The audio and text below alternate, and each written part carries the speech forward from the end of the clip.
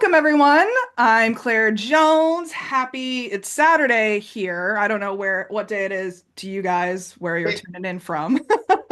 it's still Saturday here. Great. Excellent. I'm Claire Jones. I'm a queer fantasy romance author as well as someone who helps other writers get their works into the world. And we are jumping on for my Marketing as Authors Facebook Live series where I interview the amazing and inspiring authors in my network to discuss the marketing strategies that have propelled our writing careers forward in meaningful ways. If you're joining us, please like, share, comment, let us know that you're here. And today I'm talking to David, who I had the pleasure of meeting at the Glasgow Worldcon last Indeed. year. Yes, you were on the panel I moderated on Yeah, self-publishing, which is so you were virtual, so you were the big head above us all. yes, yes. I am once again in the square of a screen coming to you. Yeah, I was quite nervous about having a virtual guest, if I'm Mm, honest, because I expected all the technical stuff to go wrong. Because the Easter con before the Augusts, mm, we had virtual guests and it didn't work very well in some of the mm. panels. Yeah. So I was, oh God, I've got a virtual guest, but it was great. It really worked well, didn't it? At least for Yeah. I actually moderated a panel virtually for really.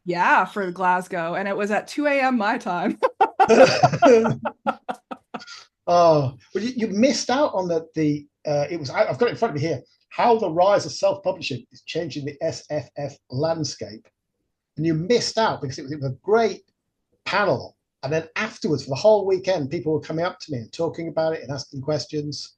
It hmm really had a vibe afterwards. Yeah, Uh, well, the Worldcon is actually in Seattle this year, which is where I am. yeah, And I'm only 20 minutes from the convention center. So they have invited me back to participate. I don't know what I will be speaking on, but I'm assuming it will be self-publishing oh, related. I wonder if I could be a big head above you. Yes, yes, please do. I mean, they're figuring out the, agenda now. So Yeah. Oh well. Good luck. thank you. Thank you. Let's Thank start. you. Yes. Well, let's dive on in. Give us a rundown of your books to start. What are they? How many have you written? And what do you have planned coming up?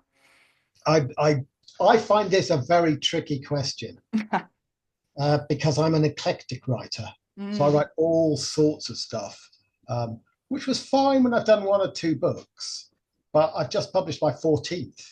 excellent. So it becomes a long, long speech of what I've done. WorldCon was the first time I had a dealer's room at WorldCon, dealer's table. And I flipped it the other way around. I said, "What do you like to read?" Mm, And then they'd say something, and I go, "Oh, you want this one here." mm. um, but I've done five Deering Do Club adventures. So Okay. that's three sisters in Victorian times battling against the odds. I've done three books in the Thinkosphere series, which is very cerebral science fiction. Mm. I've done a whole bunch of standalone books, which is science fiction with iPhone and samurai revenge thriller, Reninko. Uh, Crossing the Bridge, which is political satire Mm. romance about a pub crawl. Mm. Murders of Conky Wallet, which is a comic cozy mystery, which I'm writing a sequel to. And then finally, Dawn and Dave of the Dead, which is a comic zombie horror thing about the pandemic, really. It's Yeah. a metaphor for the pandemic. And I've just published the first in the Daughters Be Grey fantasy series, The Jackdaw's Choice. Mm. So that's my massive range. Yeah. There are books that are completely unlike each other. So it's a hard question to answer. You look, if that was a long paragraph of explanation. I mean, I love it because there's a very common piece of advice that floats around out there of stay within your genre. And I don't like it. Well, I went to EasterCon, a science fiction convention, and the guy was an editor, and he was said, "I'll give us your first chapter. I'll give you some editing advice." And I said, "I don't actually want that. I'd like careers advice." I Mm, sat down and I explained all the things I was planning to write.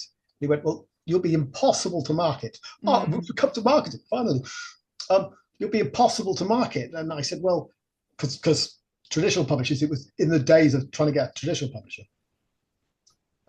and because I write all over the place, and I said, well, whichever book sells first, that will be the genre I'll be forced to write in. Mm. But of course, I discovered independent publishing, so I can do Hmm. anything I like. And yes, true enough, I'm a difficult author to market. You know, I have this conversation all the time because I'm not genre specific either. I Yeah, write both fiction and nonfiction, and my, I don't have that many novels out. And so, like, my novels are solidly in the fantasy romance category these days. And my nonfiction is around the whole, like, business of writing, business of publishing, so on and so forth. But I'm definitely thinking there's a marketing book in my future that I want to write. But I have this conversation with a lot of authors who struggle with the concept of author branding.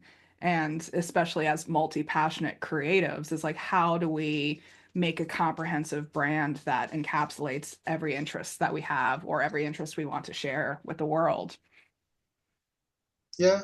Yeah, I mean, people say you should write what you want to read. Mm-hmm. I read lots of different things. Mm-hmm. If you read a serious book, well, you want something comic as a change, don't you? You read too many comedies, you think, oh, I'll read something else. Uh, so why shouldn't I write in the same way? Mm-hmm. I just, I mean, I wrote all three of the Daughters of Grey fantasy trilogy in one go. Wow. And after that, I desperately wanted to do something different. Yeah, yeah, I So feel it. I'm writing comedy at the moment. Yeah. Yeah. Well, Oh, let's oh, back up a little bit and talk about yeah. how you got into writing in the first place. Was that intended or was that a completely 180 career choice? I, I think looking back, I've always wanted to be a writer. I just didn't know how to do it. I won an award for a short story at Mm. primary school, Mm. which was a boy goes into a junkyard, discovers a spaceship, Uh, and that was 3 pages. So the spaceship exploded. Done. Um, but I made attempts to do novels, but it never really worked. And then I got into theatre. mm. My partner joined an amateur drama group, and it sounded interesting, so I swanned along for the next set of rehearsals. I was a bloke, so I got a part straight away, and she was a bit miffed because there were a lot more women in the group. And we did a bunch of plays. It was great fun. And a little tiny subgroup of us got very good.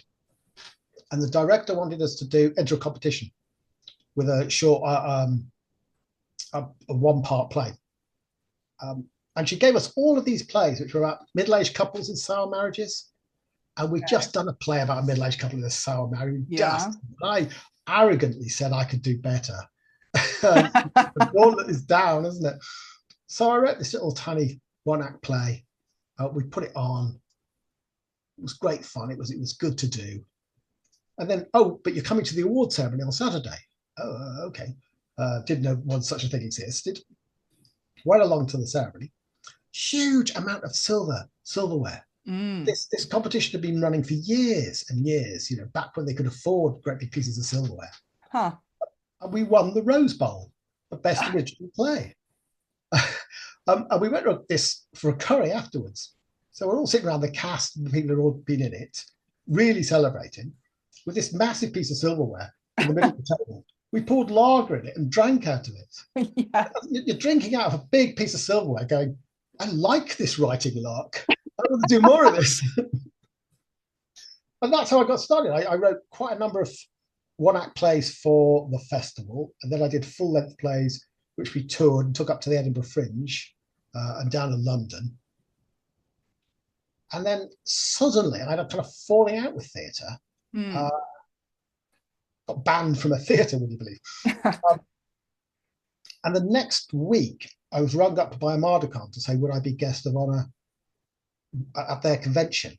And I thought, well, one door is closed and another one has opened. I'm now a novelist. That's how it changed. Um, so yeah, that's my story. That's how I got started. And Yeah, then I since then, feel it's been plugging away. I feel like we all have those like early stories. Yeah. Like I started with very bad fan fiction. good place to start. An awful lot of people do, don't they? Yeah, yeah. I mean, Um, especially in the world of fantasy and romance. oh, I read about this. There's a special word for trying to put two people together in fiction Oh, that you want shipping? as a couple. Shipping. That's it. I didn't know that word, and I just Mm-hmm. read it yesterday. Mm-hmm. Yes, yes. If you haven't explored the world of fan fiction and shipping yet, do you know of AO3, an archive of our own?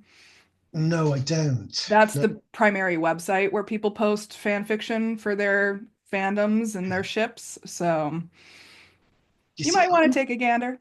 I the other way round. I used to be in a Doctor Who club in Ah, Birmingham, and they were desperately trying to put together funds to do a Doctor Who episode, a fan-made Doctor Who episode. And excellent. I kept saying to them, look, you're going to put all this effort in, but you can't go anywhere with it because it's not your copyright. So Yes, surely you could just file the serial numbers off and do your own thing. yes. And they they just I couldn't convince them.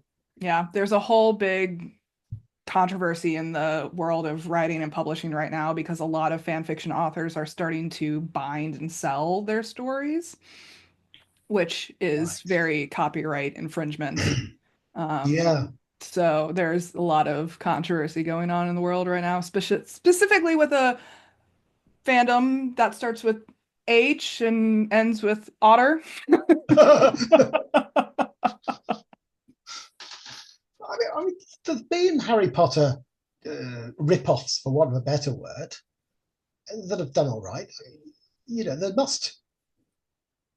J.K. Rowling doesn't have the copyright on doing people at school learning magic. Yes, there's so many fantasy academy Yeah. stuff. There's so much out there. I it's a trope at this point.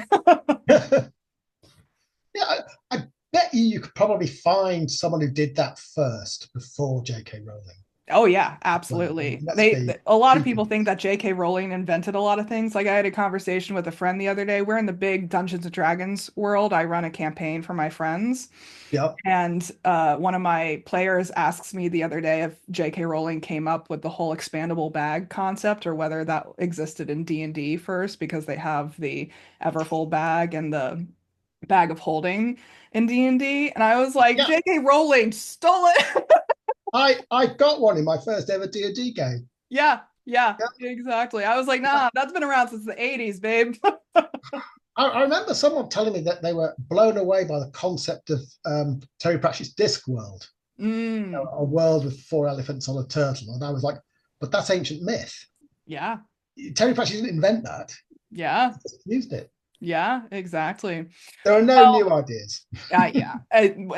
We're all, it's just putting them together in new combinations. So, how has it gone for you in terms of the book success, selling? Have you been able to achieve what you've wanted to achieve with writing? Um, well, I was a wage slave. I don't want to do this anymore. I'd rather be a poor writer, and I am now a poor writer. So that's a major achievement. That's a step Mm, forward, isn't it? The glass is half full. You know, yeah. I could pull my hair out and say I'm not selling enough books to live, but it's not why I did it. I wanted sort of creative fulfillment. Mm, I wanted to be able to write any book I wanted to write. mm, So I got that. I consider myself a success. People ask me what my job is, and I can now say author without too much imposter syndrome. yeah, yeah. So that's good. I've got some really good fans who I meet at conventions. Um, I'm very, very good at turning readers into fans. Mm. I'm not so good at turning strangers into readers. No, I love that. Uh, so yeah, I mean, if you purely want to look at the spreadsheet and how much money I make, it's pathetic beyond belief. No, I want you to say more about turning readers into fans because I think that that's a special sauce just in itself. Well, other than writing a good book, I like to think they're good books. I can't think of anything else you can do. Mm. But there is nothing like it when you overhear some fans talking about your work. And I remember going out for a meal at a convention, and there was somebody opposite talked about a scene in one of my books, and then started to wax lyrical about it. It just kept going, and the conversation was the other end of the table. I could hear it, but I wasn't part of it. Mm. That was just amazing. Trying to sit Yeah. there looking really cool, I'm not smiling like an idiot, but I was brilliant. And that's worth as an experience. That's worth more sale than sales in some way. Mm. If Do that you makes sense. attribute that to writing experience and quality? Like, do you think that that was something that was a skill that was learned for you? Yes, there's a theory, isn't there, that you've got to write a million words of shit before you become any good. But any words count. So if you write a shopping list, that still counts as words. Yeah, absolutely. Uh, and I have been doing an awful lot of writing. I've kept a journal, daily journal, since 1977, It's a lot of words. and that's about a novel a year. So I've done. I can't do the maths. That's Mm. a lot of novels written effectively. And I think that's like 58 if I'm doing the math right. oh no, please, no, it can't, because I started when I was 4. Mm. Oh dear. But I'm endlessly practicing, trying to make what I watched on telly interesting, because a lot of the days are boring, and you have to write about them. So Mm. there's a lot of practice there, and I think that eventually pays dividends. Mm. I love that. Yeah. Versus people who want to be writers, go along for lots and lots of talks about Mm. it, but aren't writing anything. Mm. They're just not practicing it. It's a craft, isn't it? If you're not at a keyboard pressing keys, you're not writing. Yeah, I mean, I think I attribute or liken it to the process of artists with their sketchbooks, Yeah. because there's sketchbooks that are just full of shit, like bad drawings or half-finished drawings or just one line on a page, that don't even get turned into anything. And I think that that's a normal process for artists to go through is to have their sketchbook that they play and experiment and just brain dump in. But for writers, I think we have this misconception that each word that we put down has to be the right word or has to be the right phrase. And we need sketchbooks too. Yeah, but you need permission to write rubbish. Hmm. For first draft, you don't have to show anybody it. Right? You absolutely don't. I mean, that's what rewriting is for. Yeah, writing a novel is like a marathon. Mm.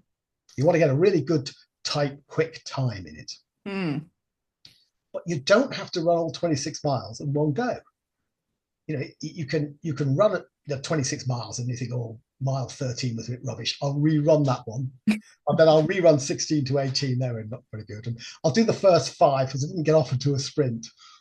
And then you've handed in your final time at 2 hours, and people think, oh, you've done a great marathon. Well, no, you did it in bits. You rewrote bits. You reran various legs. That's what it's for. I think people who write something dreadful seize up and can't keep going. Mm. And all Yes. you need to do is put a note in saying, this is dreadful, rewrite it. And then you rewrite it. And you keep rewriting it until you're like all art. You keep going at it until you're actually making it worse, not better. And then you stop. Yeah. Yeah. I attribute a lot of my writing practice to like the early days of blogging. Like, I don't know if you remember Zanga or Yeah, LiveJournal yeah. or any of those sites. I was on Live Journal. Yeah. Yeah. I think I I was think I still am. I still get emails from it saying, telling me things. man, if LiveJournal's still alive, I would be shocked. Um, well, some automatic bit of it is reminding me about people's birthdays on Live Journal. Huh, crazy. So it must be going. Yeah. But I was a very angsty teenager at the time, and so there was very angsty teenage musings that got posted online to the world of LiveJournal and Zanga. And I mean, Present Claire cringes stuff that was But posted. to come back to it, that's part of your million words of shit to get through. Hmm. Don't get anywhere. It's a dreadful expression. There's 10,000 hours of practice to become Yes. master at something. Is a better way of putting it. Yes. Yes. I always say that there's like a 10-year gestation period for writers too. Yeah. Is like you kind of have to go through those 10 years of germinating and thinking on the ideas that you're thinking of before it actually turns into something. Oh, I met a guy who this was when I was trying to do film scripts, and he was a producer director person, and we were meeting a little group of writers to talk about things. And he asked one of the people there how old he was, and the guy said he was 22 or something. And this producer went, "Oh, I don't believe anybody under 25 could write anything of any value," and completely cut him out of the conversation. Just turned away from him. It was so rude. Yeah. But he had that strong belief that you had to be over 25 to be of any worth at all. I don't believe that. Yeah. No. I mean, for goodness sake, Mary Shelley, when she wrote Frankenstein, was in her teens, I think. Yeah. So that's under 25. Yeah. So, yeah. Yeah. Yeah. It's funny what actually spurred me to write my first fiction novel because I had written in a lot of different genres before I even started in fiction was just the idea of how many bad books I've read over the years. I was like, they somehow made it to library shelves and bookstore shelves, and I've read some truly awful books. Like Yeah. where there was plot holes, there was no closure, there was typos everywhere, formatting issues everywhere. But And I, that's how I started doing yeah, romantic plays. I could do better. So arrogant, but you know, you've got to start somewhere, haven't you? but even those bad books sell. Yeah, yeah, astonishing, isn't it? Some of them. Being a self-publisher, an indie publisher, I now read traditionally published books and I spot things in them. I think I would never let that through. Right, That's dreadful. right. Bad formatting and spelling Hmm. mistakes. Things. I once read a book that was traditionally published where the first line of every chapter was formatted out.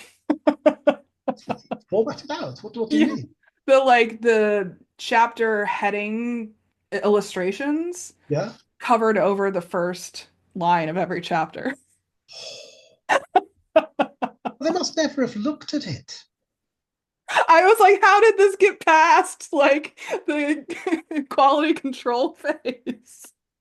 There was a oh, dare I admit it, it's a Doctor Who book, Mm. uh, and they'd put the outside margins the wrong way round. Mm. Yeah.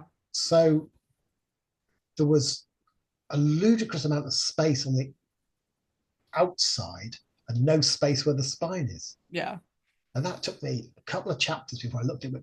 That's you've flipped those round. And it's one of the checks I have to do on my books because it's so easy to insert or not or delete a page early on and it all gets out of Yeah. sync. Yeah. So your odd pages are not on the odd page side. Hmm. Did nobody look at it? Yeah. One of Yeah. my most recent pet peeves was the difference between poison and venomous. They switched around the meaning of it. Poison is when you eat it and you get harmed. Venomous is when they eat you and you get harmed. And they switched the meanings around and they were talking about a poisonous snake. And I was like, did you eat the snake?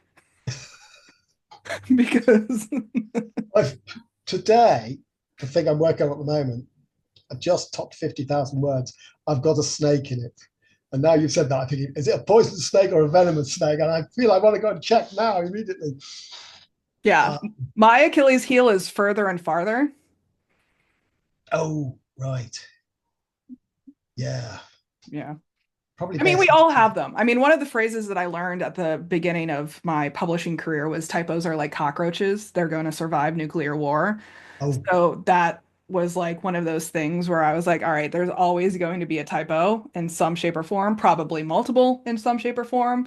My goal is just to minimize the number. yeah. I did a book. For some reason, I developed.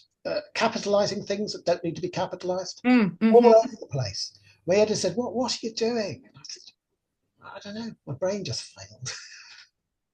Yeah. Well, but you get a beta reader to look at it, you get your editor to look at it, Yeah. you spot these things, don't you? Yeah. And then you feel like a complete fool, and you fix it. Yeah. Yeah. I mean, there's still typos that exist to this day in my published works, and you just kind of E- have to accept it. Easiest way to find the typo is to proofread the book, have it edited, sent out to beta readers. You get your proof copy, you go through that. Then you order your first box of stock. You take Hmm. the first book out the top, you flick it out to a random page and put your finger on it. And there's the typo Yep. every time. Yep. Yep. Yep. I was looking up a fact in one of my previous books so I could reference it in the book that I'm currently writing, and I found a typo. Oh, When I was looking up just a random like character detail, and I was like, oh man. but you can run it through lots and lots of software. I run it through Grammarly. I don't know if Mm. you know that. Yeah, yeah. And my Do Club adventures, it goes drawing room is not one word, put a hyphen in it. Yeah. Okay. So I put a hyphen in drawing room. And then it says, oh no, you don't put a hyphen in drawing room. It's one word. So All even right. Grammarly isn't consistent Yes. in its Yes. approach. I can't remember. I must have a house style of drawing room now. Yeah, maybe, maybe. Are there any other tools that you would recommend to people? I use Grammarly and Hemingway. Okay. Grammarly looks at grammar and spelling.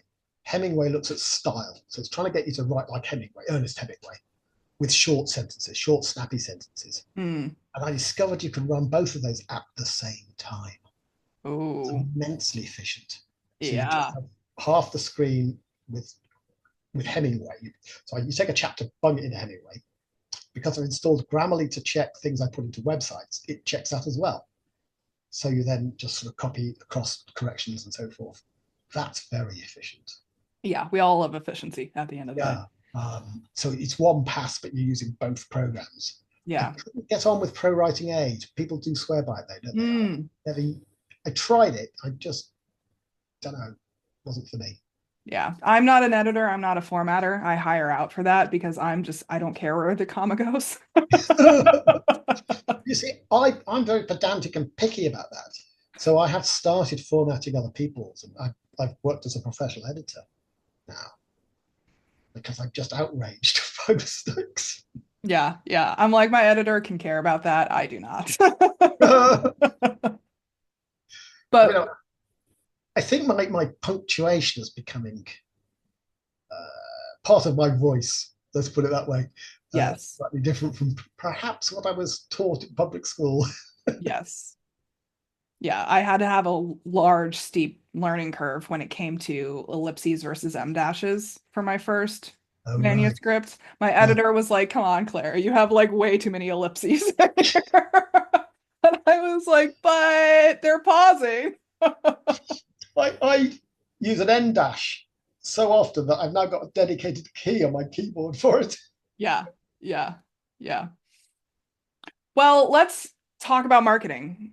What Okay, has worked for you and what has not worked for you? You talk about these turning readers into fans concept. Is that part of building a relationship with them? yes, yes, I think it is. I mean, I always say my most effective method of marketing is to walk through a science fiction convention bar carrying a heavy box of books, and people take pity on me and buy a book. That's That hilarious. is the best way to do it. Well, I was at a convention and I brought out Crossing the Bridge, which is not a science fiction book.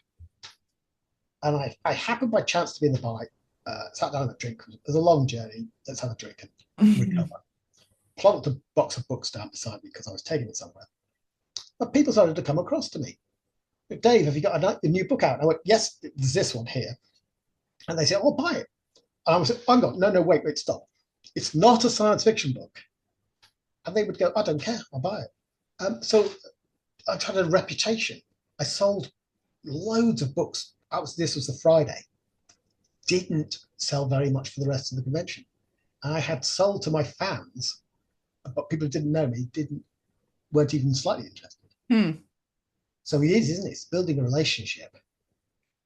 Yeah. I mean, I think that goes back to the previous comment at the beginning of this is like it's hard to market with multi-genre Yeah, books, but I think you are the selling point as the author.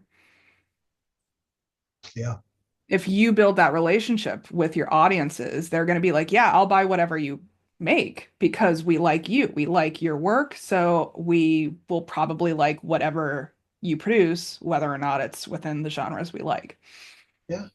I mean, I've got a couple of sort of super fans who are always very kindly going on about my work and recommending it. And I did once follow one of them around a game convention, Mm, and he would go, "Oh, you want to read these books? These are great books." And I was just following him with my books. Um, but that works because he could recommend them because he was a reader. Whereas if I recommend them, it's sort of slightly false when the author says yeah. my book is brilliant. And I'm particularly for myself, I'm English, very English. So people ask me, "Oh, what, how good's your novel?" I go, "Well, that's all right, isn't it?" I try to pretend I'm an American when I'm trying to sell my books. Um, that's what I, yeah. Yeah. When did you start going to conventions? Was that a specific move on your end? I mean, you were invited to speak after the whole theater career. Yeah, I've been going as a fan to science fiction conventions since the late 80s. Mm, I went to EasterCon, which is the British National Science Fiction Convention. Uh, and as soon as I'd gone, I go every time. I think I've missed one mm. in all that time. So I'm a fan who's become a filthy pro now. And I'm sure you get recognized just because of your long-term presence there. Yes, and also I did plays at SF conventions. Mm, So a lot of people know me because they've seen me on stage, and I don't know them because they were in the dark of the hmm audience. hmm Uh, but I did these Captain Tartan plays, which were really pantomimes, science fiction, hmm and we had 50 people in the cast and crew. Wow. They were Yeah, huge. that's big. And I was a professional director, and this is where I did all my experiments. So Mm, we had a choir, video projections, stunt performers, mm, just bonkers. yeah. And I look back at it now and think, how on earth did I do that? Yeah. Well, I mean, I think events are a big part of authors' marketing strategies. And it's just interesting to see how people approach the events. Like, is it an intentional marketing thing or is it just because you enjoy the event yourself? And I think the latter category often creates a better platform for marketing success because So there's you value do it alignment. because you do it because you enjoy it or it gives benefit rather than as a direct buy my book type Yep. of. Yeah, I would definitely agree with that. I co-run New Street Authors, which is a little self-help collective hmm across the end. And we've done workshops to help you with your performance. For performance for writers, that's what we call the workshop. Just because people start off, they look down at their book and they mumble away. And you've got to teach people to bring their head up and project a little bit. So we've done that. And we've got very good at events. But do we sell many books? Mm, We don't. mm. But if you stop doing anything, you're never going to sell anything, are you? Yes, exactly. And I honestly think that that's the brilliant thing about author brands in particular is that we do get the chance to create a brand that's based off of our own interests at the end of the day. Yes. I mean, I've made really good friends out of fans who bought my book because I write what I want to read. They read it because they like it. Hmm. So we have a connection, don't we? Hmm. Something to talk about, breaks the ice, and then you're away chatting about all sorts of things. Yeah, but I could do with turning strangers into readers. Well, that's a good segue into what hasn't worked for you. um, I've tried Amazon ads, Yes. um, and I've done a couple of ads that were incredibly successful in terms of their sales versus how much has been put into the ad because they sold two books. I had one Amazon ad that had one click and sold a book. Mm. Can't get better than that. Yeah, yeah, that's pretty good. 100% conversion rate. 100% conversion rate. Just look at all the ads I was running, and this one just stuck out. This is fantastic. But I couldn't scale it up. Mm. Um, and with the New Street Authors group, we've done these advertising workshops. We've done advertising Zoom ads. We do Zoom Mm. nights where we all get together on Zoom and write, so it's all quiet. But we've done Zoom ads to force us to actually start adverts off, and we can talk to each other and say, do you Huh. think this will work? Do you think that will work? But it's a dark art. Mm. You know. Um, One of the members writes thrillers under his own name and a pen name. They did a whole bunch of Facebook ads. Mm. And if you looked at the two ads next to each other, despite the fact that it was a different cover and a different book name and a different author name, you could silence go the same person's designed those ads. They were the same. And one took off and the other didn't. Hmm. Why? No idea. Doesn't seem to be any mechanism to find out either. It's it's so tricky doing social media ads. I honestly don't recommend them. Really? It's a waste of money. I think the money is better spent elsewhere. So where would you spend the money? I focus on word of mouth first and foremost, which is what we've been talking about so far with, Yeah. investing in your readers, turning your readers into fans and having them spread the word more so than you spread the word, I think I mean, the data shows us with all of the marketing surveys out there that word of mouth is king or queen or, majesty, however you want to. I, But I it's would I would definitely agree with that from my mhm. experience. Second for me is actually press ads. Really? I find a lot higher return on my investment when it comes to press ads than social media ads.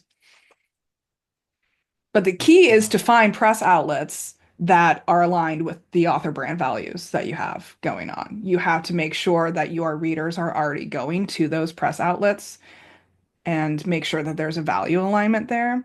And nowadays, that looks like a lot of book influencers and so on and so forth often have their own newsletter systems.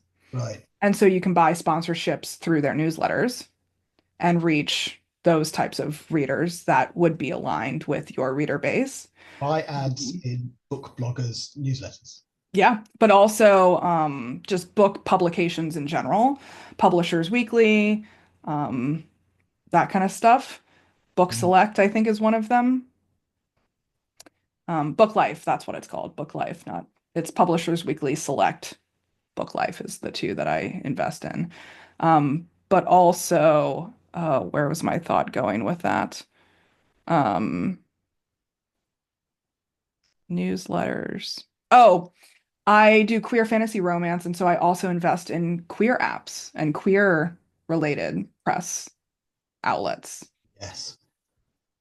Yeah. There was a guy on one of these self-publishing panels at EasterCon, and he wrote alternative Second World War history, Mm, but very specific. It was a boat in a ship in the Pacific that was sunk or not sunk. And that's where history went in different directions. hmm. Incredibly specific. And he sold 30,000 books each time we bought one out. Wow. Because there was this group that met online and had newsletter online.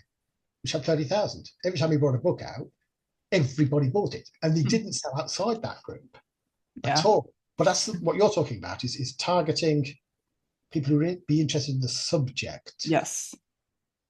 Yeah. Niche specific. It's not like buying, an ad in the New York Times. Maybe if I was covering books that were, world financial topics or national financial topics or something that like would be aligned with the New York Times outlook and reader base, maybe. But I write fantasy romance, queer fantasy romance specifically, and so I look for outlets that are aligned with those. You've just made me very thoughtful now. I'm desperately going through my books trying to work out where the market is. Yeah, yeah, but I mean, I think that social media ads just from my experience as someone that's been in business for about a decade at this point, it's just you can spend a lot of money before you actually see the results. And so it's just a low ROI in the beginning, and most authors don't have a lot of money to spend. So I generally recommend for people to spend the little that they have on the most bang for their buck options. Yes. I mean, I'm still, well, we're all still learning, aren't we? Hmm. With my colleague Andy Conway, we wrote a book on why and how to self-publish, the actual publishing process, called Punk Publishing. And we planned it as a sort of a 3 book series. So we did book 2 first. Uh, I'm going to write a book on how to write, which I'm sort of still working on. And the third book would be how to market. I think that's where we started to fall down because our experiences with marketing with adverts really was very contradictory. Hmm. Why does this ad work and this one doesn't? We and it changes. That's the problem. Every 6 months, Yes, the that's algorithm has been yeah. tweaked. It's So very hard to write books on social media. yes, it's out of date by the time this comes out, isn't it? Yeah, yeah, exactly. But I think, you going to conventions and like the whole interacting with the sci-fi community as a whole is also within line with that logic of investing in press outlets that are aligned because you are investing your time and energy and money into those events that are topically aligned. Well, I'm glad you said that. It makes me feel slightly better than someone who can't run an advert.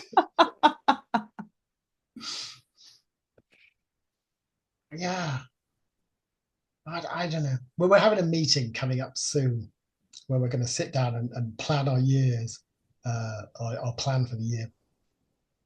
And we need to talk about the marketing. Yeah. But I don't have an answer. I, I mean, you've already given plenty of answers. let me give you a question. Yes. You get lots and lots of courses that appear that you pay money to Oh, yeah. work out how to do Facebook ads or Amazon ads or whatever. Why are those people running the courses if they're so good at the adverts? Why aren't they just selling their books and putting their feet up?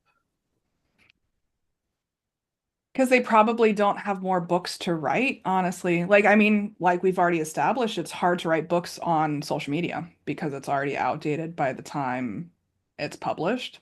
Yeah. So courses are a much faster way to get the updated information out. These are authors who write fiction books who also run courses on how to advertise. Another stream of income, maybe. Maybe Yeah. they like teaching. Again, I think it boils down to what you enjoy doing.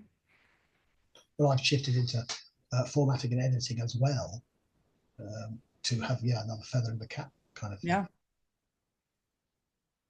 Yeah. That's Like I definitely, personally do enjoy the teaching aspect. And so that's why a lot of my work is within the whole nonfiction, self-publishing advice, mentoring freight yeah. realm at once. I tried to get away from it, honestly. When I started my publishing company, I was like, I'm only going to do products. I'm not going to do services. I'm just going to stay in my lane, making my products, making my books.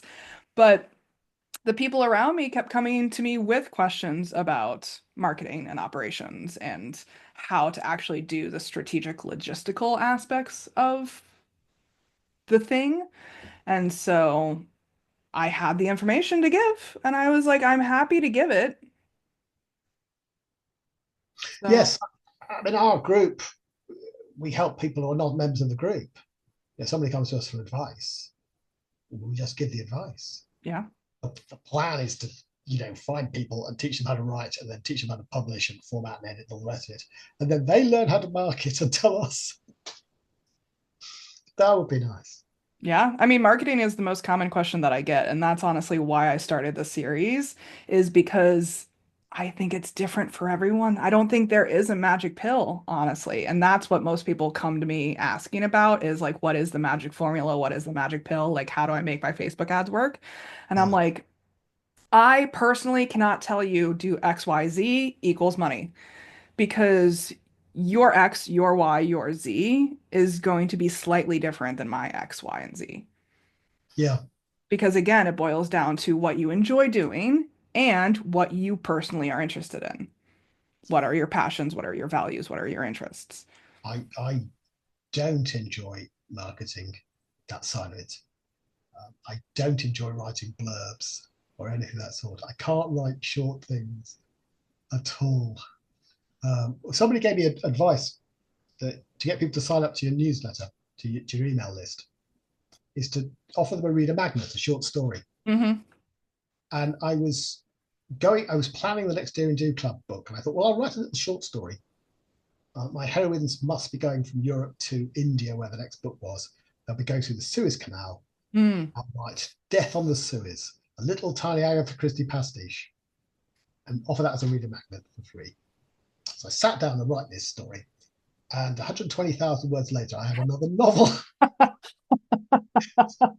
Absolute failure at short stories, um, which And is weird. yet, and yet you won the prize for your Yeah, junkyard spaceship. I mean, I'm the person who invented the drabble. Have you heard of this? The stories are exactly 100 words. Mm. I'm the person who invented it. I was with my colleague. I did an MA in creative writing, and he was one of the lecturers, and I started to give him lifts home. He was the person who got me into independent publishing. Mm. And so we were chatting in the car. It took him 4 or 5 car journeys to persuade me that it wasn't vanity publishing, it was something different. But one journey home, he starts to talk about this writing form that he uses for teaching, to teach you the value of every single individual word. Mm. It's stories of exactly 100 words called Troubles. Have you heard of them? And I'm sitting in the car going, I invented them. And he was just amazed. Well, what are the odds? Yeah. That incredible. But anyway, so short stories of exactly 100 words, I can't do them anymore. Mm. I'm a novelist. Mm. I've burnt through all my short story ideas. Mm. Yeah. Although Well, I have used ChatGPT for doing advertising and blurbs. mm. Um, I'm against using AI in writing, but for blurbs, it's very good because it's got no shame at all. It will say, this is the next brilliant book from the exciting author. I couldn't write that myself. That's very true. AI Goodness. does love very over the top adjectives. Yeah. About well, it's riffing on everybody else's blurbs, so it's writing it um, to what the genre expects. Mm. So it's done all the research effectively. Mm. So it would come up with 4 or 5, and then you cobble together the accurate ones and Mm. chuck away the inaccurate stuff. But once you do it 6 or 7 times with blurbs, it started to wander off into areas that were just not your book at all. Yeah, I think there's a lot of room for improvement. Yeah. Um, it pops up in Google's got it now, isn't it? An AI summary. Yeah. You Yeah, know I feel how, like it's a whole nother podcast talking about AI. yeah, and it's so inaccurate and you can't trust it. Yeah, the inaccuracy rate, I think it's up to 70% inaccurate for ChatGPT. 70%. Hmm. Flipping heck. Yeah, yeah, that's a whole nother podcast. It's the big story, isn't it? Yeah, But for yeah. blurbs, I would recommend it for blurbs because you can get, 5 or 6 straight away really quickly, Mm, and then you have to cobble it together and make it accurate. But if you yeah. started to say that my main character was a farmer's daughter, it wouldn't let that go, and I hadn't given that as a brief at all. And she's not a farmer's daughter. Yeah. Yeah. Well, overall, with everything that you've learned, what is the one piece of advice or one lesson that you would give to the audiences? Um, for marketing or for writing? Either, honestly. I mean, because it sounds like the foundation of your marketing is quality of writing. So I think they're very much related in your case. Yes, if you write a bad book, it doesn't matter how much. I was going to say it doesn't matter how much you market it, but there are bad books that are marketed, aren't there? Yeah, I was just Yeah. about to say bad books sell every day. Oh yeah, yeah.